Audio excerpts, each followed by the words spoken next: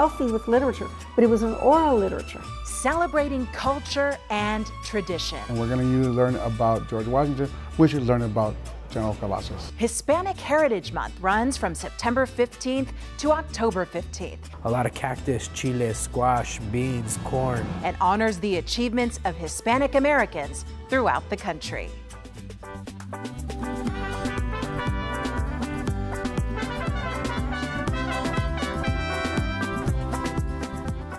Welcome. I'm Alicia Nieves from KENS 5. In the next half hour, we're going to show you stories from around South Texas in honor of Hispanic Heritage Month.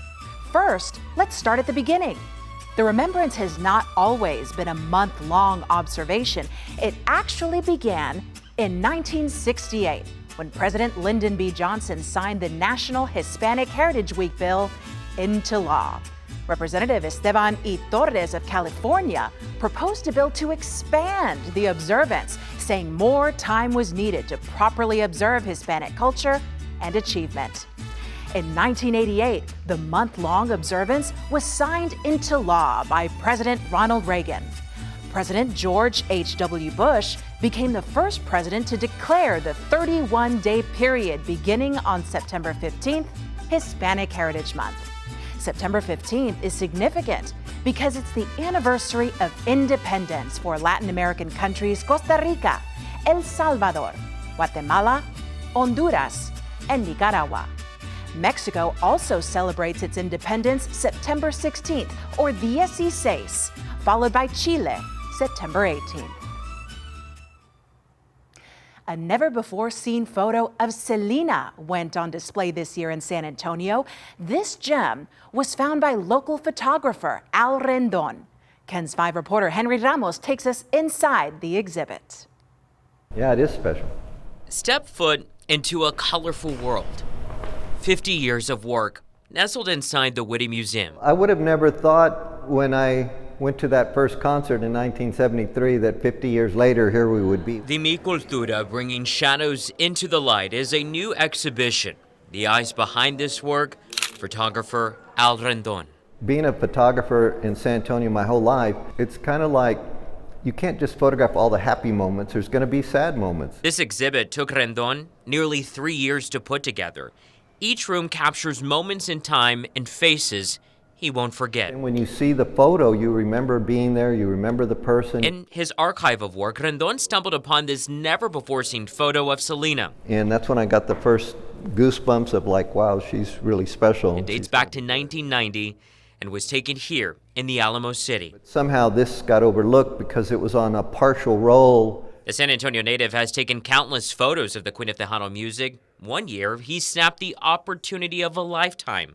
The 1992 Selena album cover, Entre a mi Mundo. So they gave me a last-minute call and said, can you do, a photo shoot? And I said, absolutely, I'm ready. Since he was a teen, Rendon has taken photos of many icons. However, his greatest inspiration is home. Actually, my favorites are of our culture, the charreada, the conjunto, the Tejano. His passion is reflected in his work. Rendon hopes this exhibit will open more than people's eyes. You want people to look at your photo and feel something. Henry Ramos, KENS 5. Fort Hood, one of the country's largest military installations, was redesignated as Fort Cavazos this year in a historic move put forth by Congress. KENS 5's Audrey Castoreno shares the significance of making this change. We call our installation the Great Place. As the curtain falls, a new legacy begins at the 3rd Armored Corps. Today, this post has grown to become one of the largest military installations in the world. Fort Cavazos, a name of Hispanic descent, will begin greeting those who drive by. For more than 7 decades, the Army installation donned the name of Confederate leader John Bell Hood. Today's change is a fitting one. But it was after the turmoil of 2021 that Congress moved to change that. The George Floyd incident was the catalyst. It's very unfortunate what happened to George Floyd. So that was the catalyst that got Congress to pass this within the National Defense Authorization Act to look at our naming commission to look at these assets. Freeze it! Huh! Lawrence Ramo, one of 8 commissioners given the task of finding new names for installations that had once honored Confederate soldiers. A lot of people have said that, well, we're rewriting history and stuff. In reality, we're not rewriting history. This is history that should have never happened. When the Confederates, they were killing American troops, you know, and you shouldn't honor somebody like that. So now we're honoring true American heroes. With the focus on names that represent minority groups. I can think of no better namesake than General Richard Cavazos.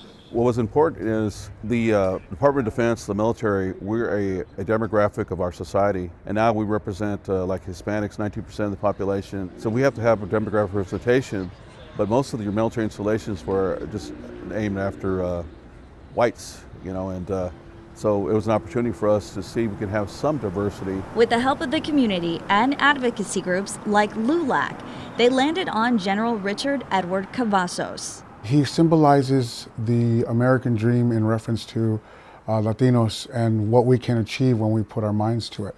And he's a fantastic role model. It's a small step and a huge leap at the same time, ironically. And I think that it's important that we not focus so much on that he was Latino and that he was, the first one to take the name of rededication at Fort Hood, but also that he was an American hero. General Cavazos, a Texas native, made history in 1982 as the Army's first Hispanic 4-star general.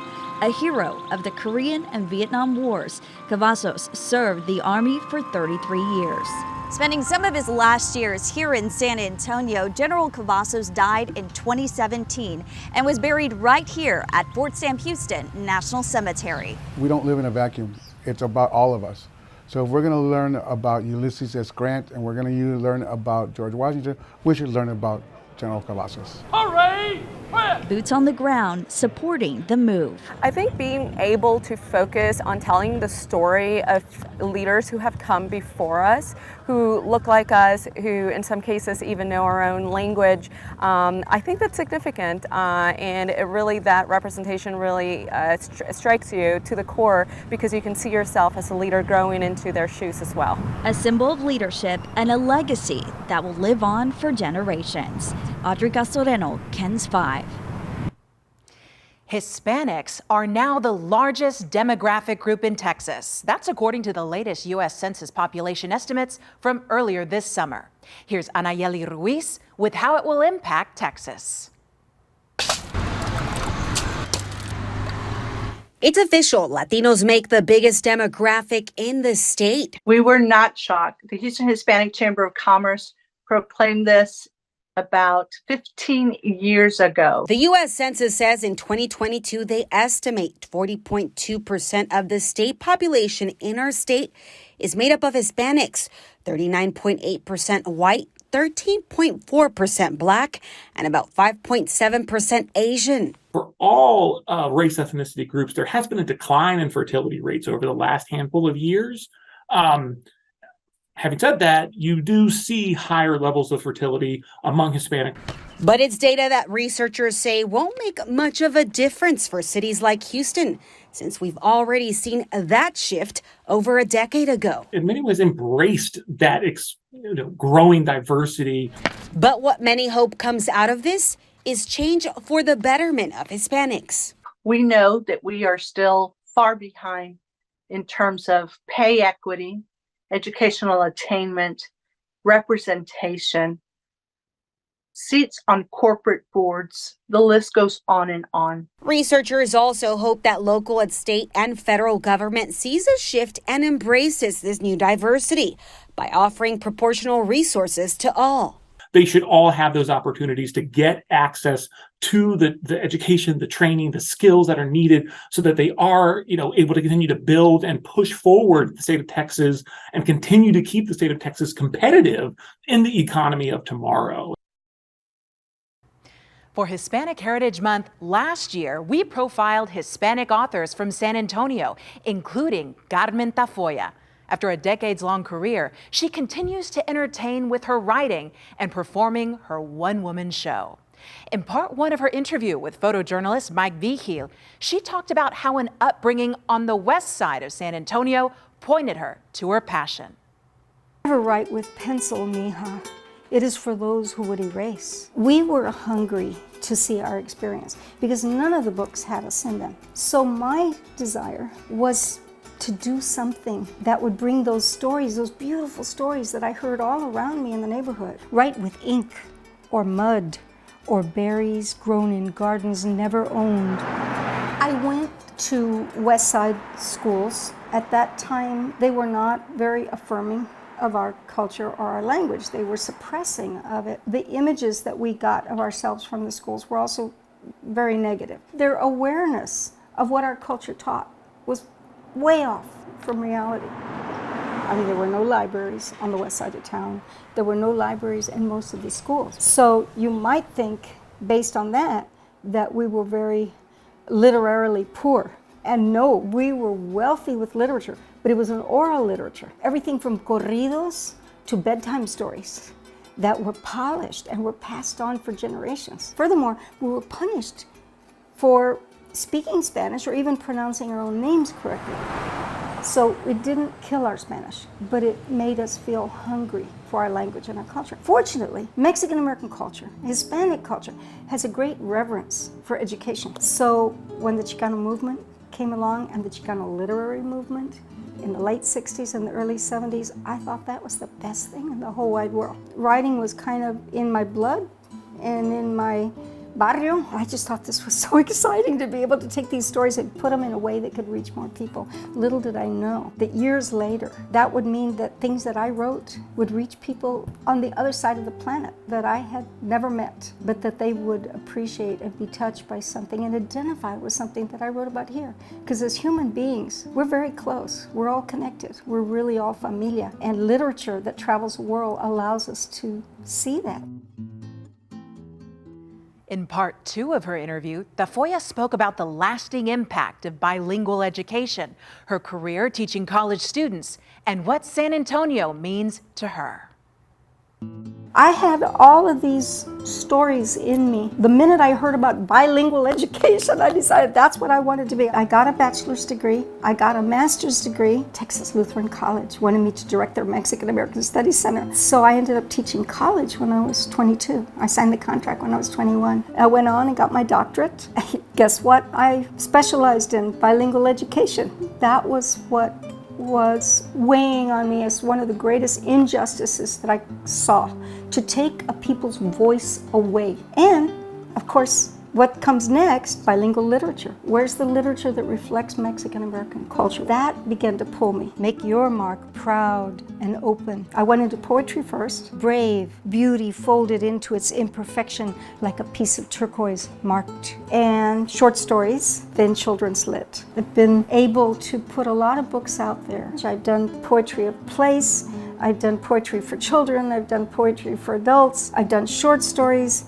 And then I get bored and I want to do something different. I feel that I never stop crossing borders when it comes to writing. I write in every form that I can create or invent or fuse between two other forms. San Antonio expresses that to me. It's a very universal city. It's very attractive to people from across the world coming here wanting to join in this gentleness that this river has always represented for us. We celebrate in this city. We know how to canta y no llores. We turn everything into a festive excuse to celebrate and affirm human beings. That's what San Antonio is, and that's what I hope to produce in my writing. My latest book, Arte del Pueblo, is a narrative, a poetic narrative trying to capture the heart and soul of the art of the city of San Antonio. Our voice is our power. It's how we speak up about what we want, who we want to vote for, what laws we want to live by, what we think is fair and not fair, and what resources and opportunities we deserve. I tell people, make sure that your voice is heard. It might be through writing, it might be through painting, it might be through the style in which you teach in a classroom. Different cultures have something to add. To young people, I would say never use the word just when you talk to yourself, because you're never just anything. You're a bunch of things, some of which are blooming, some of which are starting to bloom, some of which haven't even begun to bloom yet. You're full of possibility. Remember that. You know your dreams, and those dreams are valuable. They're worth something. They mean you can envision something in life. And if you can envision it, you can do it. A tribute to the late Jesse Trevino, the renowned San Antonio artist, died earlier this year. But we found out in his final days, the 76-year-old was not aware a group of artsy fourth graders got asked to reinterpret his painting, La Curandera. Marvin Hurst shows us the final product. For 15 years, strengthening emotional awareness through experiential arts education. a single street has connected a school and an art gallery to a prolific purpose. Then a higher calling came their way. Yeah, so Jesse was a very, very dear friend and a great loss. But, University Health asked the Benavides Art Gallery. you know, I was a handler of his artwork, which was a pretty prestigious thing because not everybody could touch a Jesse Trevino. To use fourth grade artists to reinterpret Jesse Trevino's La Curandera, while the original piece gets restored. The Briscoe Elementary School students are in the gallery's nonprofit called Studying Mindful Art Resources Together, or SMART. When we teach them about San Antonio local artists and where they are, they just light up. 60 students made the trip across the street to learn how the artful Trevino lost his right hand in the Vietnam War, but it never severed his talent. And when he got the arm, he started trying till he got really good. He learned how to use his left hand to paint the stories of San Antonio. He helped me learn that even if you have difficult challenges in the way, you could do whatever is your passion, you could do it. The students got busy with their assignment, creating jars and drawers of magic medicine. The kids came up with a concept to create the botanica with words that heal, because SMART believes that words are very healing. Painted with laughs and love you, sunshine and smiles, hope and healing, puppies and music, and a healing woman wearing a mask standing near the power of belief. Even if you're not feeling well, you should always push through that. Word of Trevino's illness got to the students, so they started making him get well cards, choosing to produce them with their non-dominant hand. You know, when we asked him, why did you want to do that, Axel? And he said, because then Mr. Trevino won't feel so alone. At the suggestion of this fourth grader. Because I wanted to challenge myself and see how he felt. One student wrote, "Dear Jesse, I'm sending you courage, strength, and dogs." Another wrote, "I hope you get well soon. Your artwork is the best. You are the most inspiring person." This student wrote, "You are my idol. I love your work. My brother Ellis thinks you hung the moon." Before the 76-year-old artist could get the cards or see the student's final version of his work, he died. And that as quickly as we were done and he was gone, he was smiling on us, knowing that he isn't forgotten, that his legacy will live on. We'll continue to talk about him and teach about him. Marvin Hurst, KENS 5. This year also saw the passing of another San Antonio legend. Bel Ortiz helped mariachi music grow to a prominent cultural phenomenon, not just here in Texas, but across the country. KENS 5 reporter Alan Kozlu spoke with those who knew her best. For pioneering musician and educator Bel Ortiz, it was flights of mariachis singing her to rest. It's something that everyone wanted to give Bel while she was still with us. They wanted her to hear the music she gifted them.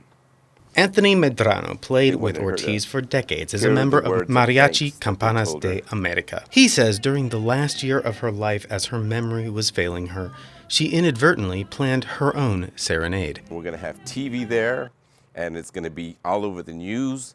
That's what she'd always been talking about for the past year. Well, while she laid in her ICU room, I kind of leaned over and I said, "Bel, we need to work on the show." So what should we... Belle's son, Roland San Miguel, followed in his mother's footsteps, becoming a teacher. He says her work building mariachi music education and convincing schools to teach it has touched countless lives. This lady changed my life. This lady changed my life. This lady changed my life. If it wasn't for you, I wouldn't be who I am today. Support has been overwhelming and helped him realize just how big an impact his mother had. It just really puts everything in perspective on what one person's decision, and it changed the lives of thousands and thousands. What if that never happened? Alan Kozlu, KENS 5. Staying in the world of music, San Antonio has some of the most unique musical culture. It's something UTSA is hoping to highlight with a new addition to their Special Collections Library. KENS 5 reporter Alyssa Telles and photojournalist Mike Vigil show us the piece of art taking shape, depicting a South Texas musical tradition. Books can hold the keys to a new world. I was so thrilled. With its hand-colored pages and spanning text, this book is an instrument to learning our city's history. We want to highlight them and celebrate them. The story it shares etched into its very frame, going back 90 years. He customized this. He emptied out the bellows. He handmade all of the paper that he printed on. This is the story of the real Tejano Conjunto accordion book. One of my favorite parts is that the title page, if you get it at a certain angle, you have Eva Ibarra right after the title page.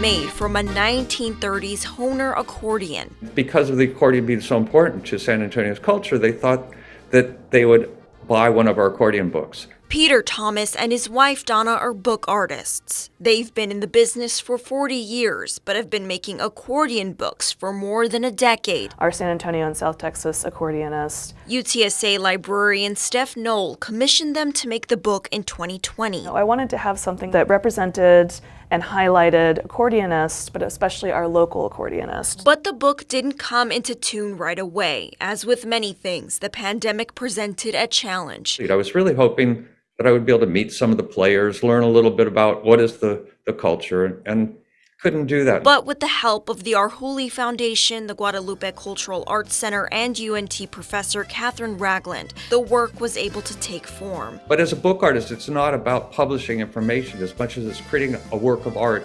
that has information in it. He changed his approach to tell the story of important players featured on every page. Flaco Jimenez, Tony De La Rosa, and Narciso Martinez. He really took a deep dive for this book for us. And while the accordion may not play, it is one of a kind. He put a lot of love into this. Telling the story of itself. I want to encourage them to see themselves as part of history. And the culture it helped to create. Alyssa Telles, KENS 5. From the music stage to the theater stage, a theater group in San Antonio is dedicated to telling Latinx stories featuring Latinx artists. Teatro Audaz is now in its 7th year and is figuratively and literally rooting itself in the community with a residency at San Antonio College. Our mission is about highlighting the work of the artists. The Latinx artists is important to us, right? Be it through their design, directing, performance, playwriting, like all of that is so important to us. And I think that's what keeps them coming back to us. Laura Garza is the theater's executive artistic director. Audaz has grown in scope every year and won 25 awards in 2022. Garza says the group often takes on current issues in productions, including this year's Somewhere Over the Border. It's a twist on Wizard of Oz by playwright Brian Quijada, featuring characters determined to reach the U.S. border. It's basically a love letter to his mother, right? It's the story of his mother's crossing from El Salvador to America. And when you get down to the root of what this story is about, it's about a mother's love and what she will do for her child, for her son, right? For a better life for him. And so for me, it just really just touched me because I'm a mother, right? And I will do anything for my boys, anything. So when I read that, I was like, that's it. I'm sold. I'm done. I have to direct this show. Garza says the cast of the musical originally only had 6 characters, but she added an ensemble to give even more stage opportunities to the Latinx community. All right, let's wrap things up with Tex-Mex. If you put this type of food under the microscope, you'll find Mexican and American roots. It's a cuisine caught in the middle. Local chefs consider the savory fare a beacon of unity. I took a deep dive into how Tex-Mex has evolved and what experts are predicting for its future. Thank you for calling the Original Blanco Cafe on Medical Drive. May I help you? The Original Blanco Cafe is known for their award-winning enchiladas. Cheese enchiladas, sir. Would you like flour tortillas or corn? For 50 years and counting, generations of San Antonians have filled these dining rooms to grab a bite of the Tex-Mex classic. I've been coming here probably since I was born. What is South Texas without Tex-Mex food? It's not South Texas. If you travel anywhere outside San Antonio to find these same rich flavors, good luck. I believe that San Antonio is the home of Tex-Mex food. You don't find this particular style of Tex-Mex food anywhere else. Here you go, ma'am. It's a cuisine embedded in our culture, in our identity. Okay. I love all Mexican food, but there's something about Tex-Mex that just feels like home. For nearly 2 centuries, South Texas, specifically San Antonio, has sat front row center to witness the evolution of Tex-Mex, which began in the mid-1800s with the Chili Queens. These women graced San Antonio plazas with open-air food stands selling guisados, a stew of sorts, blending European ingredients with traditional Mexican recipes. Recipes that date back almost 10,000 years. You know, wild hare or deer, a lot of cactus, chile, squash, beans, corn. People from all around the country wanted to come down and experience these flavors for themselves.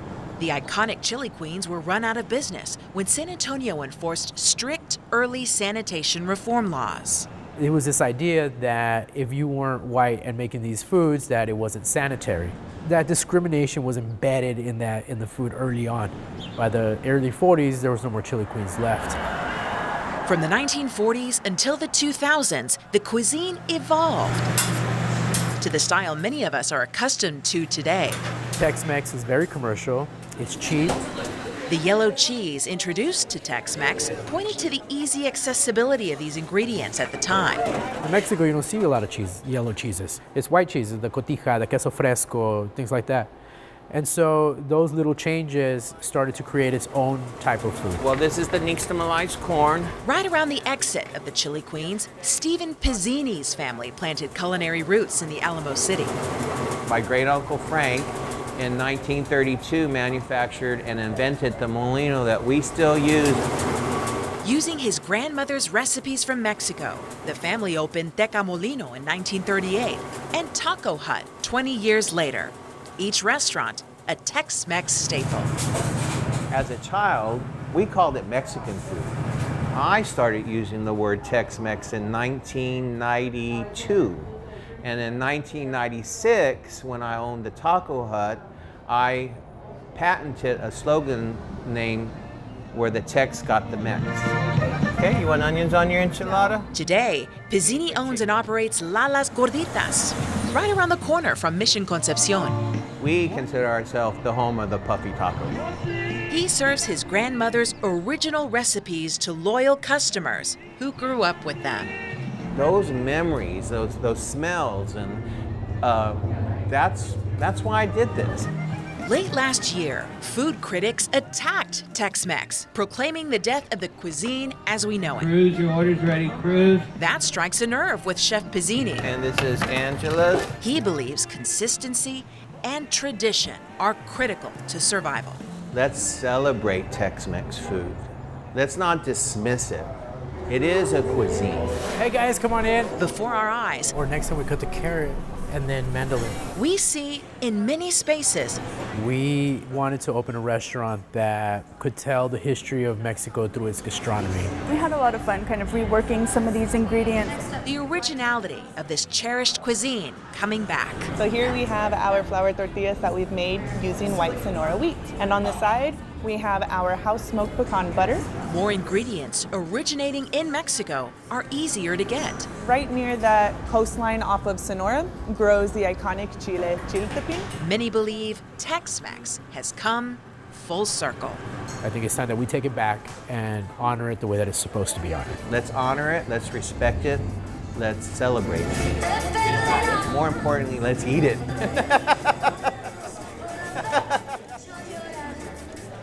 Let's eat it.